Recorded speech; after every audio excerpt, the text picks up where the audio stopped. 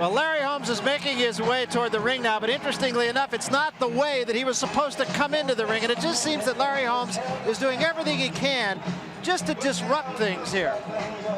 Well, I think that the guy who eventually beats the champion is somebody who has similar skills to Larry Holmes when Larry Holmes was on top of his game. Someone who could frustrate him, make him anxious, make him wild, and have the nerve and the poise to stand in there while the bombs are flying all around him. Well, let me ask you another thing, Ray. Richie Giacchetti, who of course is Larry Holmes' trainer and has been, but for an 18-month period since the very, very early days of Larry Holmes' career, says that Mike Tyson is made to order for Larry Holmes.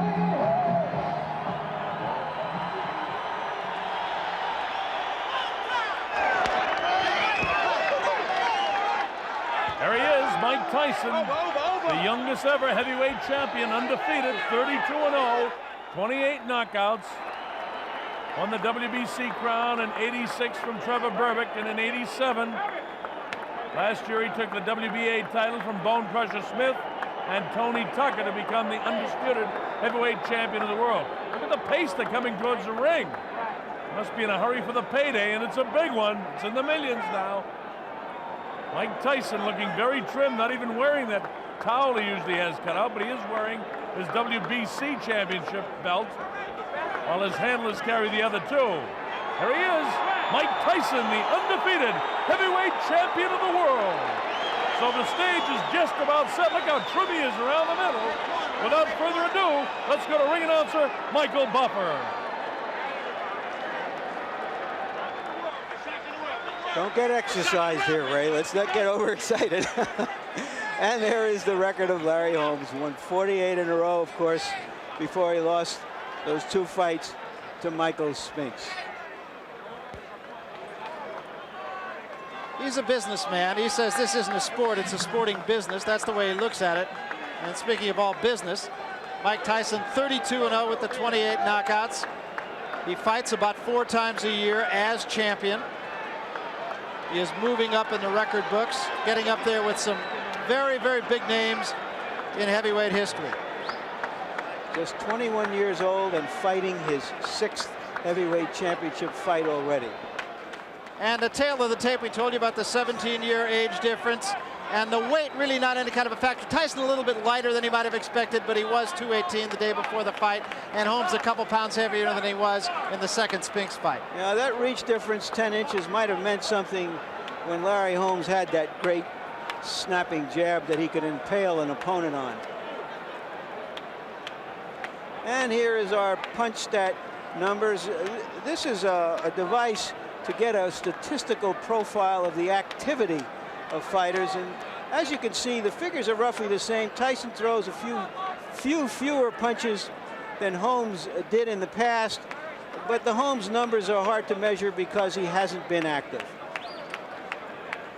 And there you see the jabs, Tyson throwing fewer, Holmes of course throwing many more.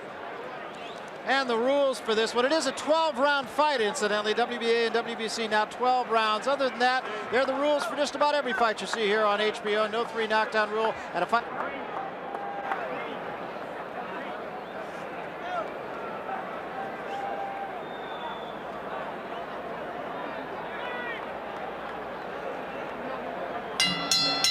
Ladies and gentlemen, welcome to heavyweight history here in Convention Hall in Atlantic City. Now, before the official introductions, I would like to acknowledge a man here in the ring who is indeed a man of heavyweight history. In 1960, he was an Olympic gold medal champion. In 1964, he became the heavyweight champion of the world. In 1974, he again won the heavyweight title. And in 1978, he became the only man in heavyweight history to win 3 world championships. Ladies and gentlemen, the former 3-time heavyweight champion of the world, Muhammad Ali! Muhammad Ali!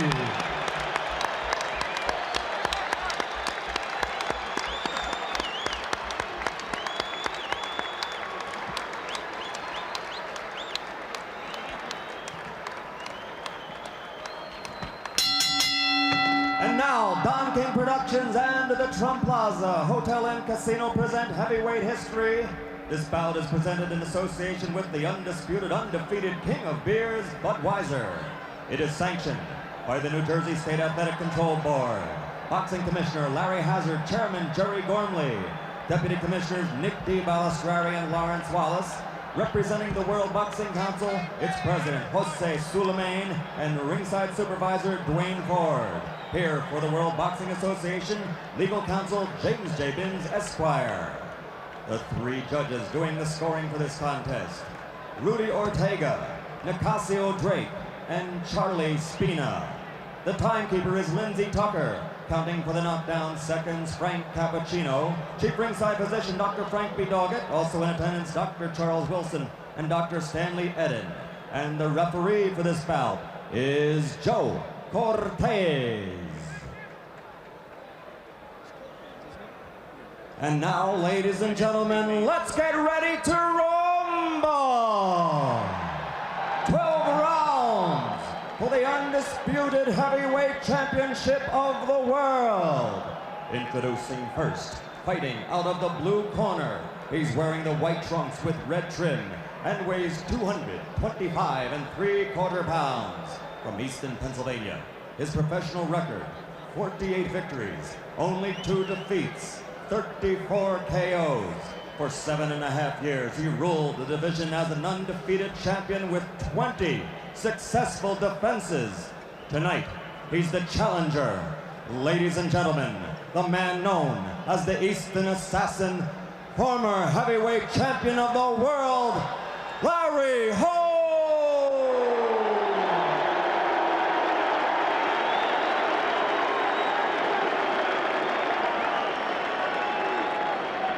And in the red corner, wearing the solid black trunks, weighing 215 3/4 pounds, from Catskill, New York, which is the hometown of the late great trainer of champions, Cus D'Amato.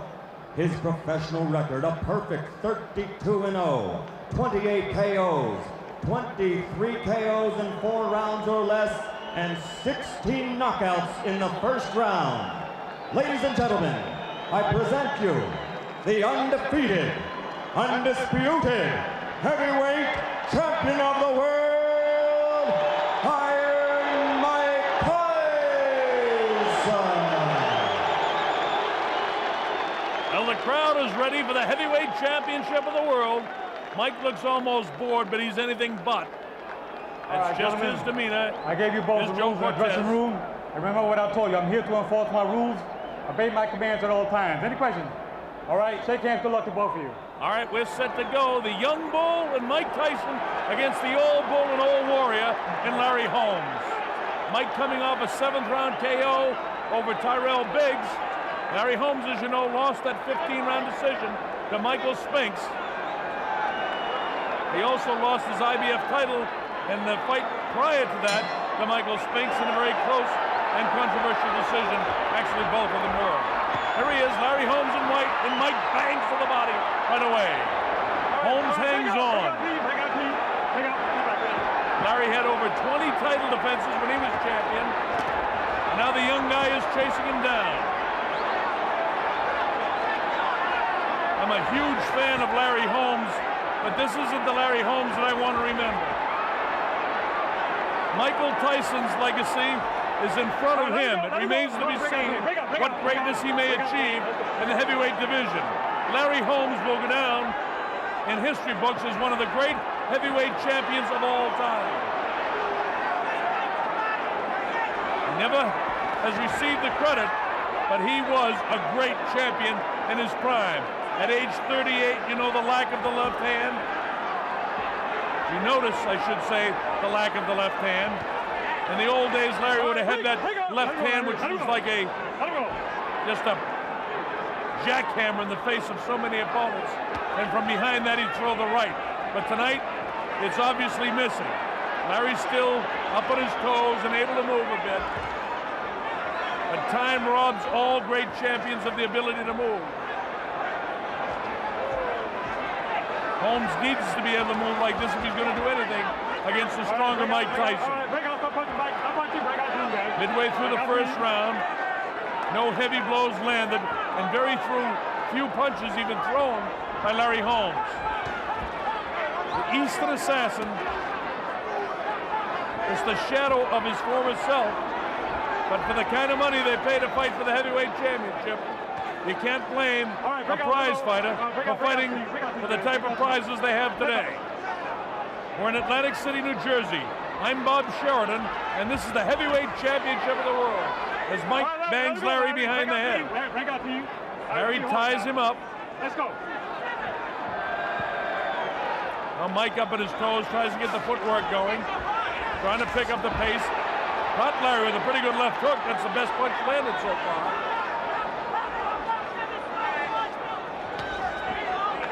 Straight right hand to the body of Larry.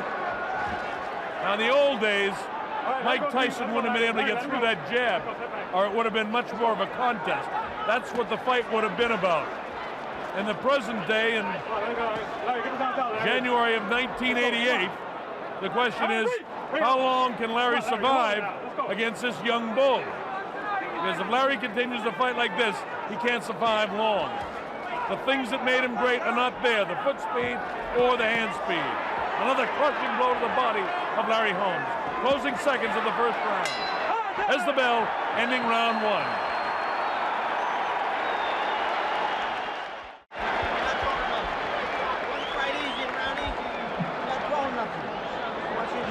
Kevin Rooney talking to Mike. The crowd is really juiced up. I can hardly hear what he's saying. But he wants to stay right on top of him. He's saying. Now listen to me. You're not using your jab at all. I want you to be aggressive behind the left hand. Range on your jab. Make it hurt a little more. You got to make the jab count a little more. Well, Richie Giacchetti is giving Larry good advice. He's saying make him pay with the jab. The jab was noticeably lacking. I've done almost all of Larry Holmes' fights throughout the prime of his career, and he was, ladies and gentlemen, one of the finest heavyweights of all time. Never given credit because he came on the heels of the great Muhammad Ali. And that's a tough act to follow. This is round two, scheduled for 12. This is the heavyweight championship of the world. We're in Atlantic City, New Jersey in the Convention Center. Again, I'm Bob Sheridan, and again, I hope you're enjoying it. Because in spite of the fact it's an aged Larry Holmes, it's always exciting to watch the former great against the present great. The only thing is, this is beginning to remind me of the night that Larry Holmes beat up Muhammad Ali. And for some of you old-timers, you might remember Rocky Marciano knocking out Joe Louis. It's that kind of night. I just hope Larry doesn't get hurt, because believe me, I'm a huge fan of Holmes. And because of that, I notice all of the things lacking that the one-time great Larry Holmes could do, he's not executing tonight. He's standing flat-footed. He's an easy target for Mike to hit. Mike is quicker, Mike is stronger. Larry can tie him up and use his tremendous defensive ability and those long arms. But the great weapon that Larry possessed was a driving, pounding left jab, and it's not there. Big right hand to the body of Larry. And those punches against the 38-year-old body will take their toll as well. Holmes hanging that left arm, and that could be disastrous before it's over.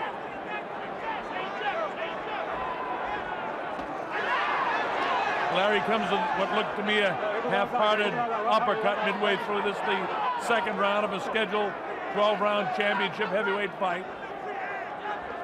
In the old days, Larry would have had that left jab just punching and punching and punching and setting up the right hand, and he'd have been moving up on his toes. But in this day, Mike Tyson just walks right through.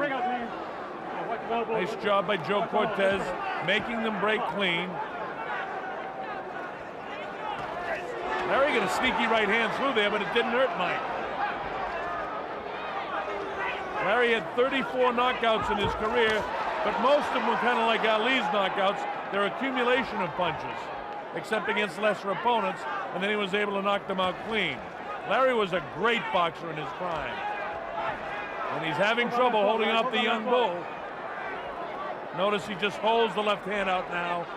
In his prime, that would have been pumping in the face of Tyson. Would have loved to see these guys fight in their prime, but it just doesn't happen that way. Mike gets through. He's showing no respect for the former greatness of Larry Holmes, and he doesn't have to tonight because Larry can't execute what he used to be able to execute. This is professional boxing, and it's about money, and that's why Larry's fighting. Fortunately for Larry in his career, he's never been hurt, and I hope he doesn't get hurt tonight. There's the bell, ending round 2. Another easy 10-9 round for Mike Tyson.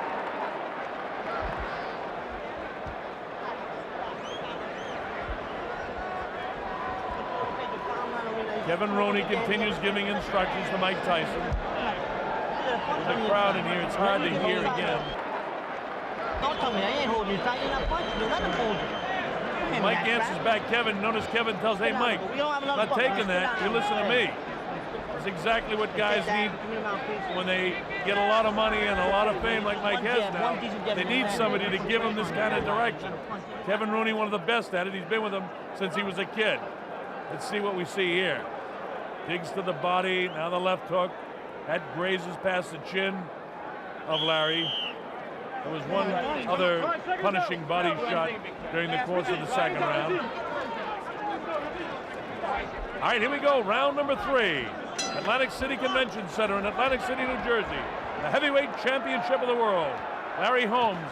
Notice how flat-footed he is, and you remember when he used to fight up on his toes, bouncing left, bouncing right, sticking that jab out, really stinging the jab. There's a little bit of bounce there, but then he goes back to settling down, back on his heels. Mike moves the body, moves the head side to side. He's up on his toes. And when Mike gets up on his toes and moves side to side, he's at his best. But right now, with the inability of Larry Holmes to land the jab or even use it much, Mike comes right through. That's one of the best combinations that Larry's thrown, and it doesn't shift Mike at all. It doesn't even back him off. That'll just give Mike more confidence. If that's Larry's best hand, look at this. He comes right through the left again. The noticeable lack of the left, I should say. And I'm not knocking Larry Holmes. I've mentioned twice already what a tremendous fan I am. I love Larry Holmes as a fighter. Make no mistake about it. I actually hate to see him fighting Mike Tyson. I understand why, though. This is a business. A half uppercut inside caught Mike, but it didn't hurt him. This is round 3. Joe Cortez has them break clean. Notice Larry right down on the flat of his feet. Mike up on his toes. Larry standing flat-footed. Mike comes right through because there's no jab there. And without that great stiff jab that Larry had, Larry's just another fighter. Midway through round number 3, and he's just another, I'm afraid to say, but I have to say, another aged heavyweight. Looking for another payday. Looping right hand gets through and shifts Larry back. Larry tries to work the uppercut inside. Nice defense inside by Larry. He's got those big long arms. But the big advantage of the jab, notice that's a powering jab. Larry never threw his jab like that in his prime. He used to drive off the back foot and sting with that left jab. His left jab was actually a punch, and as good as a straight right hand against many opponents. A nice clean break by Joe Cortez and the fighters. Tyson has a lot of respect for the former ability of Larry, but he has to do what he has to do. He's the undefeated heavyweight champion, and like the night that Larry cried when he beat up Muhammad Ali, Mike Tyson doesn't have the sensitivity to do that. But I know he knows he can handle Larry.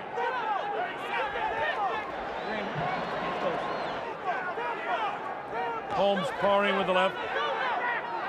A little bit of a stiff jab that time, but not punishing. Larry tentative with his right hand. He ties him up inside so Mike can't punish the body. There's a digging body shot, a bit on the low side. About 10 seconds to go in this, the 3rd round. Joe Cortez says, keep him up, Mike. Borderline shot.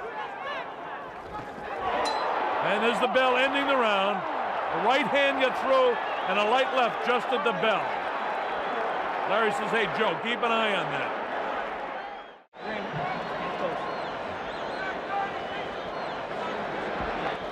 Deep breaths. Big one, big one. Big one, big one. Something red in that. That's not water that he's getting in there. I don't know what that is, but Other one. I don't think you're supposed to have it, whatever it is. Me. It's all academic because okay. if it's All something right. in there that can Okay, all keep right, going for okay, a few hold on. rounds, it's Let's great. go Here's the now. water now. Come on now. Okay, let's see the replay. Watch for the right hand. Boom! See that spin the head? Now watch the bell. You'll see a left hook. Oh, right there on the ear. Joe Cortez just get in there, and Larry complained after that it was a little after the bell.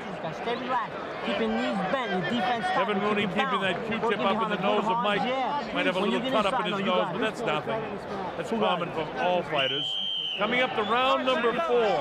Holmes has got to do something to change the pace of this fight. So far, he's done absolutely nothing. He's not throwing punches. All right, here we go, round 4. Bob Sheridan here at the Atlantic City Convention Center. You're watching Larry Holmes. Oh, look at this. Larry up on his toes using the jab. Swinging that left hand in front of him. Shades of Holmes of old. But watch out, Larry, for that right hand. Mike is extremely quick. Oh, wouldn't it be great if Larry could keep this up for a few rounds? I don't know if 38-year-old legs can do that.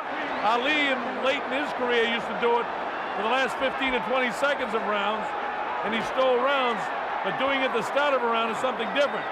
There's Larry back on his heels again now, that the Mike's banged him inside again. Well, for you youngsters, you saw just a shade of the old Larry Holmes. And now here he is back to the... Oh, left hook got Larry that time. That never would have happened in the old days. And in 1988, it's Mike Tyson's era of the 80s. Larry had his go in the 70s. In 1978, his fight against Kenny Norton was one of the great fights of all heavyweight history. Dead even fight going into the final round of the fight, and Holmes eked it out. Two great guys in the peak of their shape. And here we are 10 years later, and Larry's career is just about over. Oh, he may continue to fight, but his great days are over. Right now, getting through this 4th round is the biggest problem. Oh, right hand, down goes Larry Holmes. For one of the few times in his career, boy, oh boy, look at that. He was knocked down by Ernie Shavers, Mike Weaver. Ronaldo Snipes had him out with a heavier shot than that. But right now, Mike Tyson is in charge. He's the boss, and Larry's down for the 2nd time. There's no free knockdown rule, but Larry's in a heap of trouble here. His legs aren't there. He'll take the standing 8 count. It's almost academic now. Mike smells the blood. He senses the kill. He comes in for it. Larry trying to hold him off. There's too much time left in the 4th round. The end of a great career is imminent. Larry Holmes' legs are jelly. There's lightning in the fist. Big right hand, followed up by the left hook. Lightning in the fist of Tyson. Straight left hand. He faced that one, getting in position. Mike showing patience to get set for the big shot.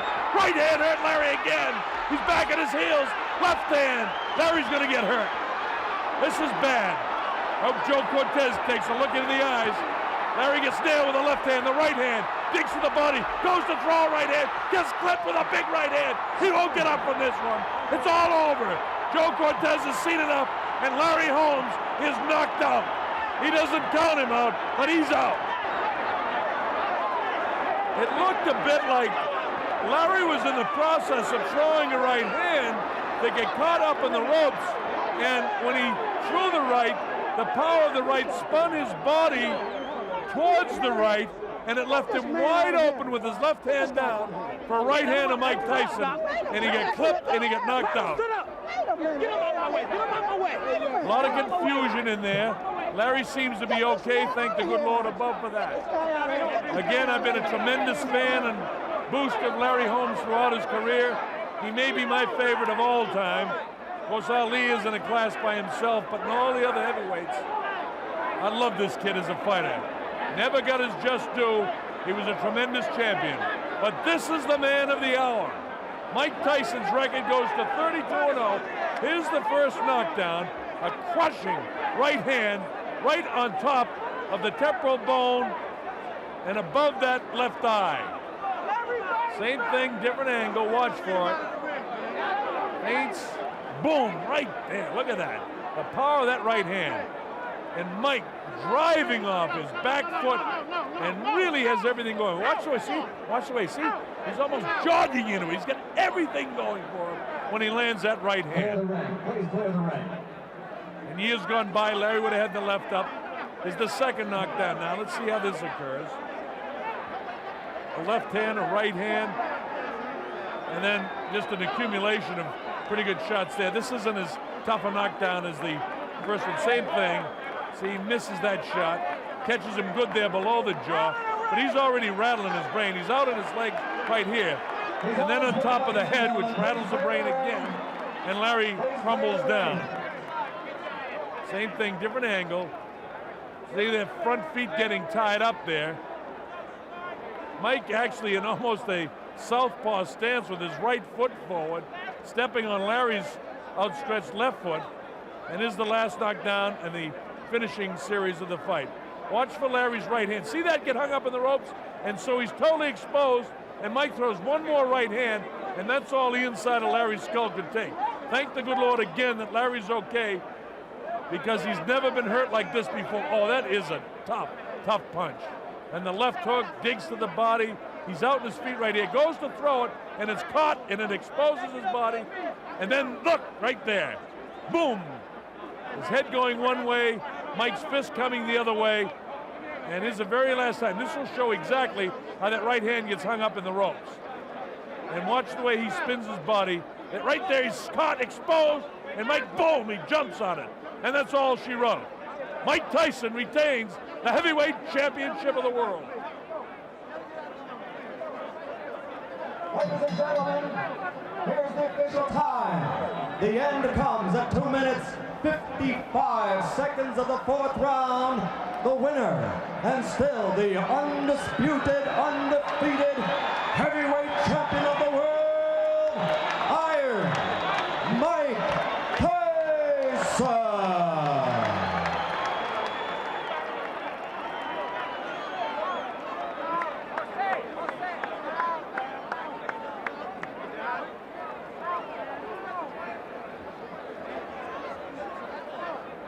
Ladies and gentlemen, let's have a hand for the former champion, Mr. Larry Holmes.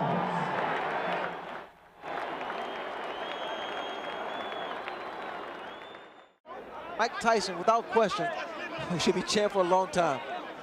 Let's take a look at the total punches in the fight, and they're pretty much indicative of how the fight went. Mike Tyson threw 132 and landed 65, just about 50%. Holmes 30 out of 70. Let's go to Larry Merchant, who is with the champion, Mike Tyson. Larry? Okay. Okay, Mike Tyson, did this mean something special to you tonight? Because Larry Holmes was once an outstanding fighter. Well, it's great to have the name on my record, but everyone knows Larry Holmes was a legendary fighter, and if he was at his best, I couldn't stand a chance. He's a great fighter. I admire him very much. He made you wait for 4 or 5 or 6 minutes before the fight started. Would you just think this was a kind of gamesmanship? Well, I was waiting for him to fight, because I know when he fights... I mean, before the fight even started, there was a long delay in the dressing room. Were you aware of it? I didn't worry about it, because I've seen him fight so many times, and just watching him fight so many times, I was expecting everything they've done tonight. When you got into the fight and you saw his tactics, was there anything that surprised you, that he was just trying to frustrate you? Well, I knew he was trying to frustrate me, but I'm too seasoned of a fighter at this stage of my life to be frustrated by those particular tactics. A year ago, when he had an opportunity to fight you, would it have been more difficult? Well, like I said before, at his best, he was the greatest of our time.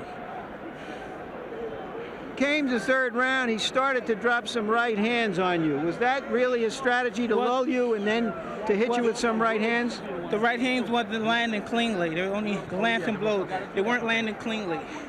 And what was effective for you, do you feel, up until the fourth round? The right hand. I knew I was going to him the right hand, because all through his career, he was susceptible to right hand.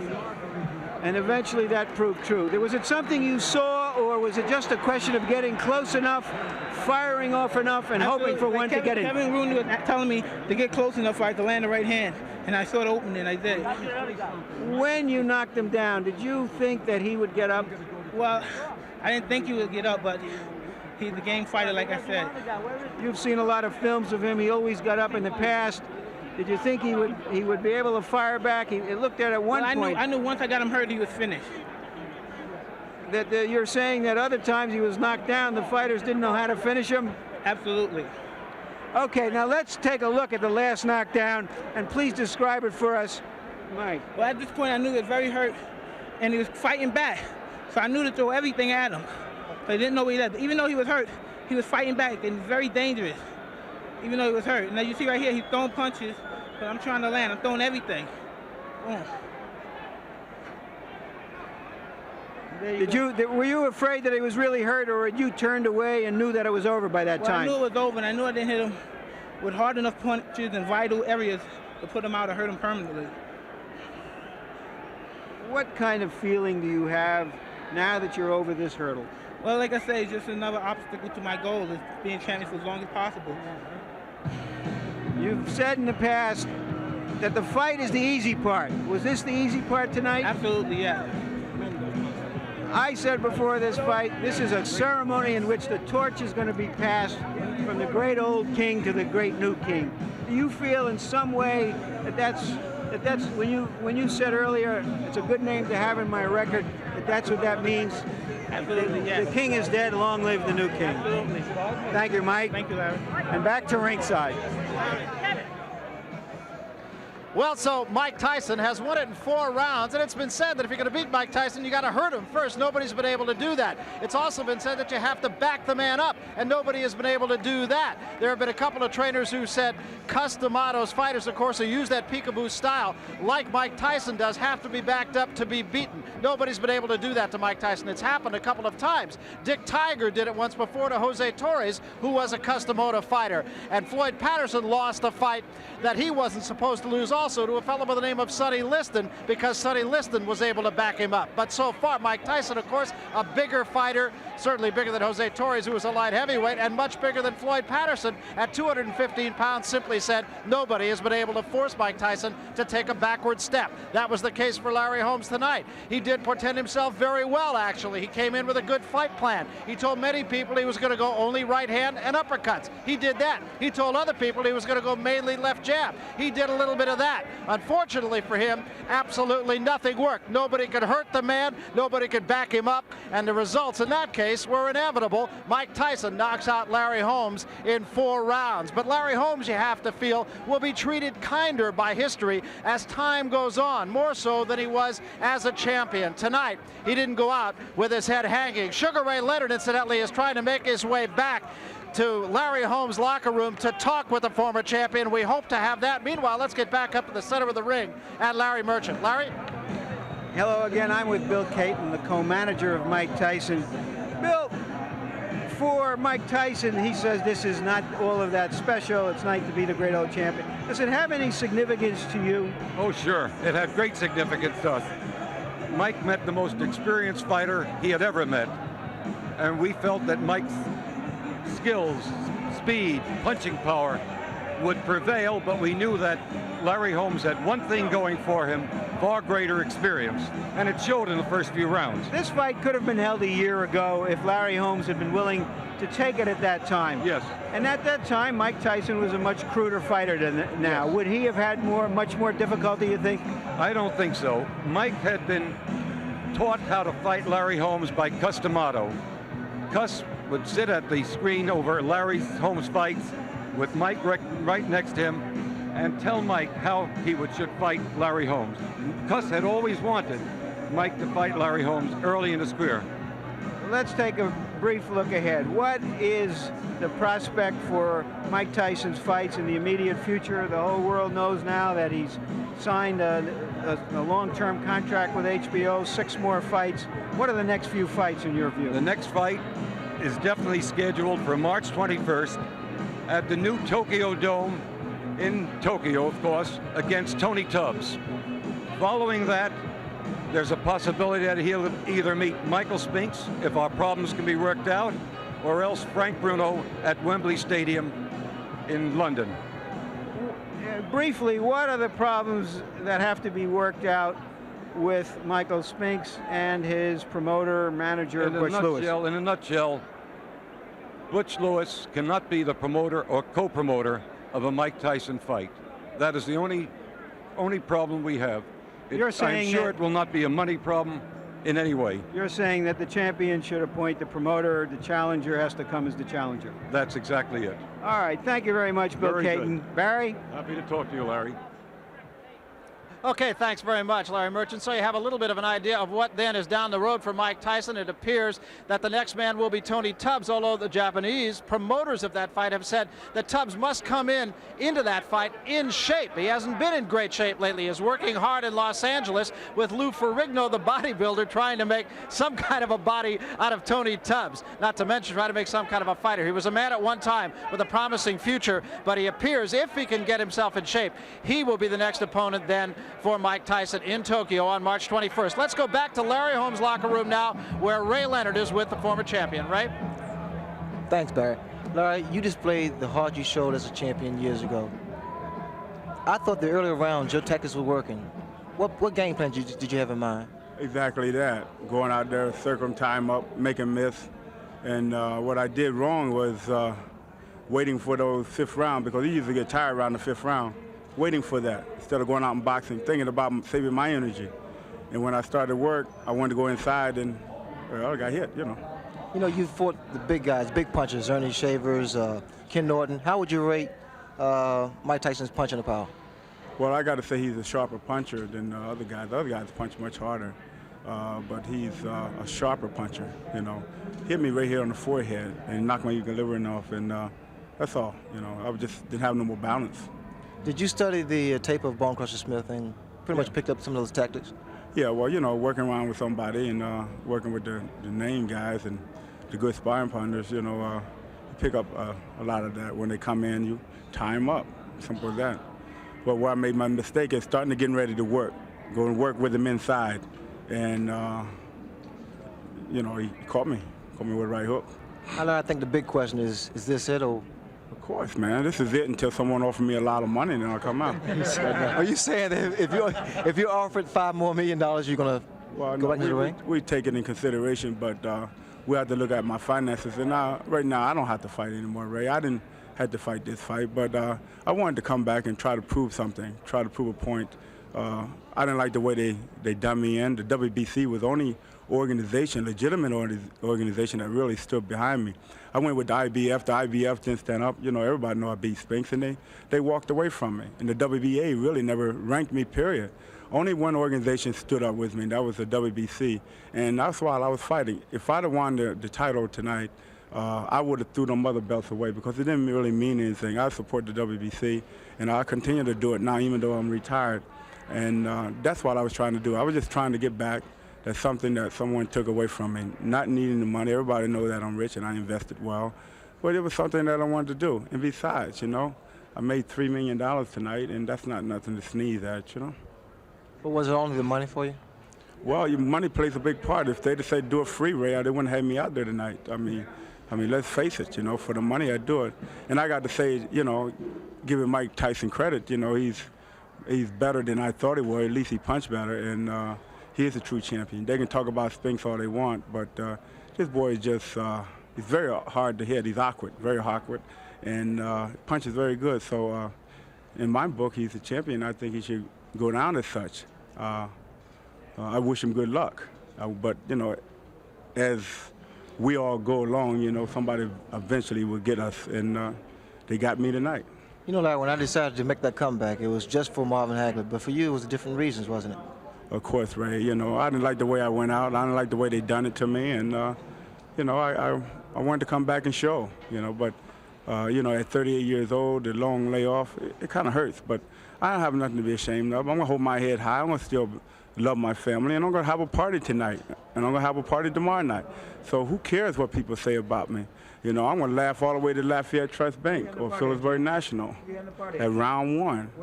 We're gonna have a whole lot of fun at round one, right in Easton. And Ray, you can come up too. I'll buy you a drink. Thanks, Barry. I guess that says everything. Back to you, Barry. Okay, thanks very much, Ray Leonard. Larry Merchant, we started this program by asking some of the questions. Can this be as good a fight as it is an event? Can Larry Holmes possibly win? And if he can win, how can he win? Is Mike Tyson really going to take Larry Holmes seriously? So let me ask you another question. Let me give you a hypothetical. If these two fought when Larry Holmes was at his peak, what happens? Well, it's a thing that everybody is going to ask. The reality is that Mike Tyson would have been about 14 years old, and not to dance around it.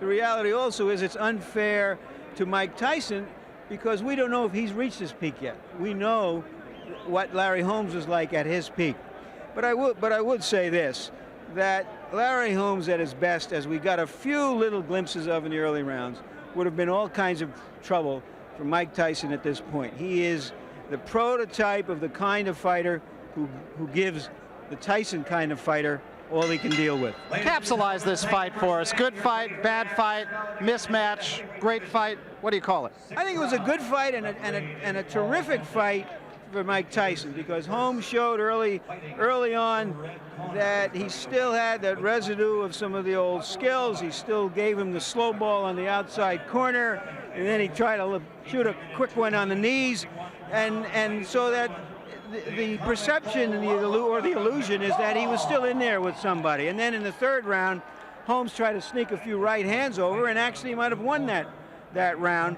But as Larry himself said, when he moved in to try to punch with him, now Mike was within punching distance, and he beat up on him. And as I said earlier, a fighter doesn't believe he can't do it anymore until he's beaten up. And for the first time in his career, Larry Holmes was beaten up tonight. And you know, the one thing that strikes me after listening to Larry Holmes, and it was a humble Larry Holmes, just talked with Sugar Ray Leonard, it was said about him that he conquered 48 fighters, but he never conquered himself. And I have the feeling after listening to that interview just a couple of moments ago, maybe tonight he didn't win the fight, but he conquered himself. So for Larry Merchant and Sugar Ray Leonard, I'm Barry Tompkins saying so long from Atlantic City.